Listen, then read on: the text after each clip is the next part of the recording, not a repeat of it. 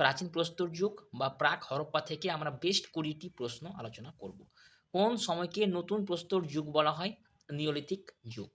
মেসোপটেমিয়ার মেসোপটেমিয়ানরা যারা তারা কোন ফলকের উপর লিখত? কাদা মাটির উপর লিখত। নিওলিথিক যুগে সেল্ট সিইএলটি বলতে কি বোঝায়?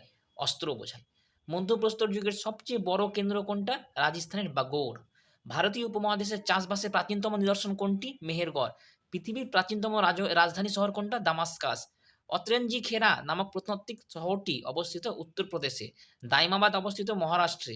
বুরজাহাম অবস্থিত জম্মু কাশ্মীরে। মাস্কি অবস্থিত কর্ণাটকে। আর ব্রহ্মগিরি অবস্থিত কর্ণাটকে। আর ওয়াটকাল অবস্থিত কর্ণাটকে। প্রাচীন ভারতে কোন গাছের ছালে পাণ্ডুলিপি লেখা হতো? বার্চ। বার্চ গাছে। মাইক্রোলিথ কি? মাইক্রোলিথ হলো এক ধরনের পাথরের অস্ত্র। রামায়ণে যে পঞ্চবটি বনের নাম উল্লেখ আছে সেটা কোথায় অবস্থিত বর্তমানে? সেটা মহারাষ্ট্রে অবস্থিত। সবচেয়ে কোন প্রাচীন হরপ পাঠোদ্ধার হয়েছিল? ব্রাহ্মী লিপি পাঠোদ্ধার হয়েছিল সবচেয়ে আগে। রাজতরঙ্গিনী থেকে কোথাকার ইতিহাস জানা যায়? জম্মু কাশ্মীরের ইতিহাস জানা যায়। ভারতের প্রত্নতত্ত্বের জনক আলেকজান্ডার কানিংহাম।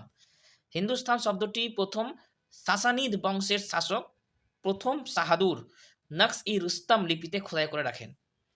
মানুষের আবিষ্কৃত প্রথম ধাতু কোনটি? কপার বা তামা।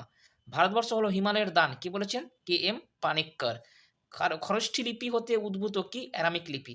হরপ্পা সভ্যতা সম্বন্ধে একটু আমরা জেনে নেব। এটা হচ্ছে নগর কেন্দ্রিক, এর বিশেষ বৈশিষ্ট্যতা। হরপ্পা সভ্যতার সটুগাই আফগানিস্তানে অবস্থিত। হরপ্পার সুরকোট্টা থেকে ঘোড়ার চিহ্ন পাওয়া গেছে। আর হরপ্পা সভ্যতার সমসাময়িক সভ্যতা হচ্ছে মিশরীয় সভ্যতা। পুঁতি তৈরি কর্মশালা পাওয়া গেছে লোথালে, যেটা বর্তমানে গুজরাটে অবস্থিত। ১৯২১ সালে হরপ্পা সভ্যতা আবিষ্কার করেন দয়ারাম সাহানি। তো এই ছিল হরপ্পা সভ্যতা থেকে বেস্ট ২০টি প্রশ্ন। অত্যন্ত ইম্পর্টেন্ট আপকামিং কম্পিটিটিভ এক্সামের জন্য।